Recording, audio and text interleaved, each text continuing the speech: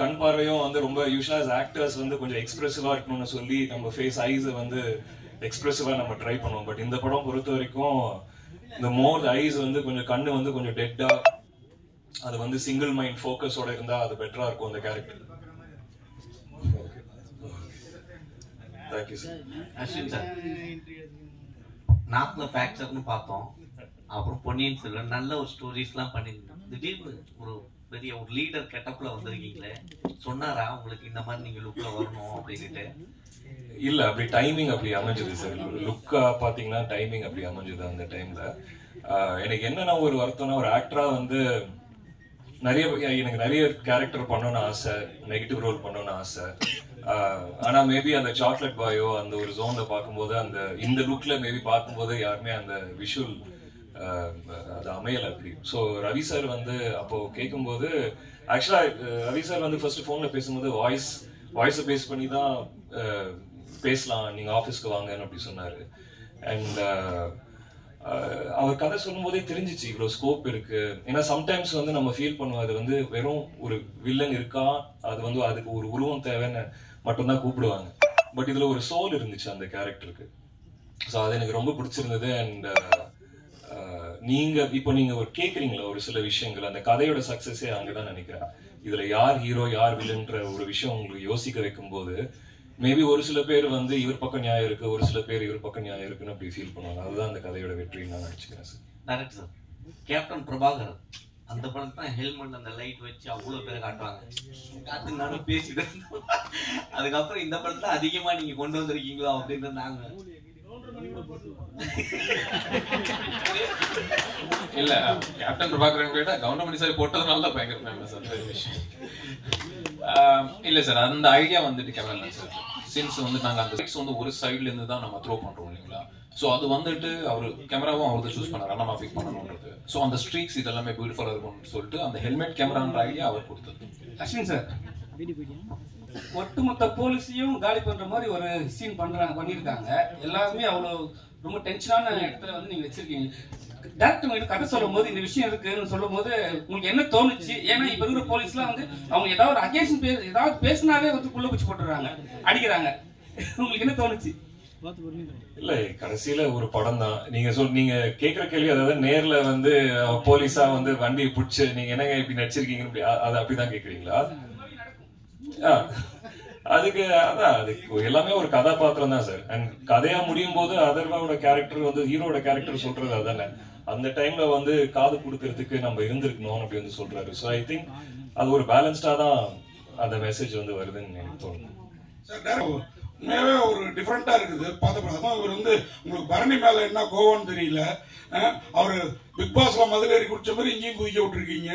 அதே மாதிரி அவர் தலைய ஒரே சிவில பயங்கர இதுவா இருந்தது. நான் வில்லன், அதனாலதான் அவர் எங்களை உட்கார வச்சாரு. ஹீரோன்னு அவரையும் சொல்றோம்னா அது ஒரு காரணம் இந்த படத்துல. வாழ்த்துக்கள். இந்த படம் எந்த அளவுக்கு டிஸ்ட்ரிபியூஷன் யாரு, ஏன்னா பெரிய லெவல்ல பண்ணிருக்கீங்க, படம் புதுசா இருக்குது, யார் பண்ற என்ன அவங்க வந்திருக்காங்களா? சார் தான் வந்து ரிலீஸ் பண்றாரு, தமிழ்நாட்டு ரிலீஸ் அவர் தான் பண்றாரு. இந்த டிஸ்ட்ரிபியூட்டர் இதெல்லாம் வந்து சார் தான் கேட்கணும் நீங்க.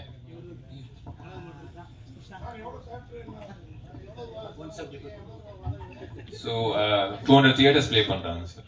இப்போதைக்கு 200 தியேட்டர்ஸ் லாக் பண்ணிருக்காங்கன்னு சொல்றாங்க.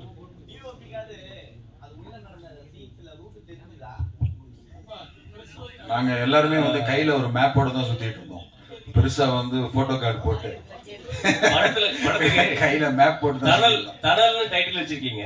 டனல்னு வச்சா என்ன கொஞ்சம் பொருத்தமா? ஆமா, தெலுங்குல வந்து டனல் தான். தெலுங்கு வந்து டனல் தான். நானும் இங்க எல்லார்ட்டையும் சொல்லி படம் என்ன டைட்டில் என்ன டனல் டனலான்னு தான் எல்லாரும் கேட்கறாங்க. இங்கேயுமே வந்து நம்ம டனல்னே வச்சிருந்துருக்கலாம்னு நினைக்கிறேன். எல்லாம் யாரை கேட்டாலும் கேட்கறது வந்து டனல் அப்படின்னு தான் சொல்றாங்க. சார், இயக்குனருக்கு ஒரு கேள்வி சார். இங்க சார், ஆக்சுவலா ஒரு 10 இயர்ஸ் கிட்ட இருக்கும் முன்னால வந்து இது ஒரு ரியல் இன்சிடென்ட் நடந்தது. வேளச்சேரியில வந்து ஒரு என்கவுண்டர் இருந்துச்சு. அதை இன்ஸ்பயர் பண்ணி தான் எடுக்கப்பட்டது. ஆமா சார், ஆமா சார். அந்த ஐடியா ஸ்டார்ட் ஆனது வந்துட்டு அந்த டைம்ல நாங்க திருவான்மையூர்ல தான் இருந்தேன் சார். ஸோ அந்த டைம் அது நடக்கும்போது வந்துட்டு நான் அங்க போயிருக்கேன். ஐ மீன் அந்த அட்மாஸ்பியர் இதெல்லாம் பார்த்துருக்கேன். அந்த இன்சிடென்ட்ல இருந்து தான் ஒருவேளை அவங்க சைடு ஒரு நியாயம் இருந்து அந்த சைட்ல இருந்து அந்த அந்த கோவத்தோட வந்தா எப்படி இருக்கும் அப்படின்றதுல இருந்து தான் அந்த கேரக்டர் ஸ்டார்ட் ஆச்சு. என்னோட கேரக்டர் ஸ்டார்ட் ஆச்சு. அது முடிக்கும் போது தான் ஒருவேளை அதை ஸ்டாப் பண்ணணுன்ற ஒரு கேரக்டர் கிரியேட் பண்ணேன். அதுக்கப்புறம் தான் அந்த கதை ஃபார்ம் ஆச்சு. மீதி நீங்க கன்சீவ் பண்ணது தான். ஆமா சார். எனி இப்போ நீங்க ரோட்ல போறீங்க, 2 பேர் வந்து சண்டை போட்டுட்டு இருக்காங்க, அவங்க 2 சைடும் வந்துட்டு அவன் நம்புறது வந்து கரெக்ட்ன்றதுனால தான் அந்த ஆர்குமெண்ட்டே போயிட்டு இருக்கும். இல்ல நீ தான் தப்பா வந்த, இல்ல நீ தான் தப்பா வந்தேன்னு சொல்லிட்டு, இல்லப்பா நான் எந்த தப்பு சாரி அப்படின்னு சொன்னா அது முடிஞ்சிருக்கும். Still it is a question mark தான். ஒண்ணு அது ஃபேக் என்கவுண்டரா உண்மையான என்கவுண்டரான்றது இனி வரைக்கும் ஒரு கேள்விக்குறி தான். இல்ல சார், அது நீங்க சொல்றீங்க, நான் சொல்றேன். நீங்க சொல்ல பட் இதுதான் இனி வரைக்கும் நடக்குது. Maybe sir. இது சென்சார்ல உங்களுக்கு எதுனா இஷ்யூ இல்ல சார். ஆக்சுவலா வந்துட்டு அவங்க கண்டுபிடிக்கிறேன்னு நினைக்கிறேன். நீங்க கண்டுபிடிச்சீங்க. அவங்க வந்து அது கேட்கவே இல்லை. சாரி.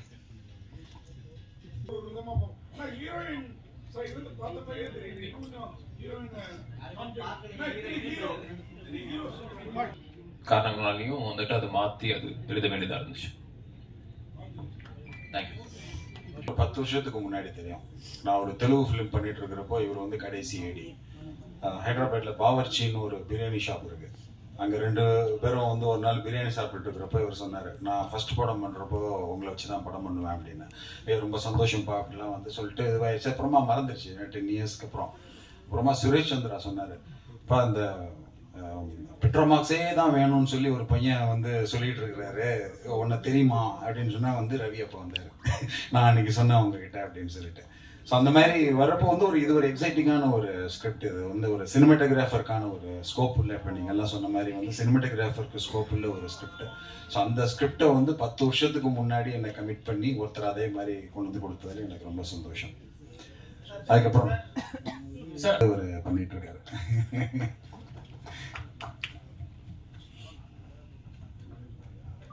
எல்லாருக்கும் வணக்கம். இன்னைக்கு எல்லாத்தையும் பார்த்ததுல ரொம்ப ரொம்ப சந்தோஷமா இருக்கு. நைஸ் சார், நல்லா பண்ணிருந்தீங்க. Thank you thank you sir. எனக்கு அதர்வா சார், இது வரைக்கும் பண்ணிட்டு இருந்தீங்க, ஸோ இப்போ ஆக்ஷன் ஹீரோவா மாறி இருக்கீங்க. ஸோ எப்படி இருக்கு இந்த நியூ ரூட்? எப்போங்க சாக்லேட் பாய் பண்ண, எப்போங்க ஆக்ஷன் மாற, 2வது படமே ஆக்ஷன் பண்ணிட்டேங்க. இல்ல பட் ஆக்ஷன் வந்து என்னோட கம்ஃபர்ட் ஜோன். எனக்கு ரொம்ப பிடிக்கும் ஆக்ஷன் பண்றது. நான் என்ன மாதிரி கிட்டேன்னா இந்த WWF பார்த்து வளர்ந்த பையன். ஸோ எனக்கு சின்ன வயசுலேயே இந்த ஆக்ஷன் படம் பார்க்கறது, இல்லை ஆக்ஷன் ஃபிலிம்ஸ் வந்து நான் சினிமாவுக்கு வந்த பிறகு ஆக்ஷன் ஃபிலிம் செலக்ட் பண்ணி அன்னைக்கு வந்து ஆக்ஷன் ஷூட் பண்றோம்னா எனக்குள்ள வந்துட்டு ஒரு சின்ன ஒரு எனர்ஜி தனியா ஐ மீன் அப்படியே வந்துடும். ஸோ அந்த விதத்தில் I think I'm enjoying the phase that. நீங்க சொன்னாரு, நான் இவ்வளவு நாள் வந்து பேச்சுலரா இருந்துட்டேன், இப்போ வந்து கரெக்டா வீட்டுக்கு போகணும், ஃபேமிலிலாம் வந்து இதா இருக்கு.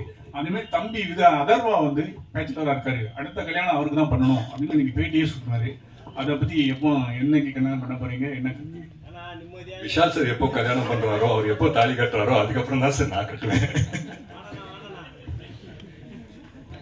தேங்க்யூ ரொம்ப தேங்க்ஸ் சார் எல்லாரும் வந்ததுக்கு.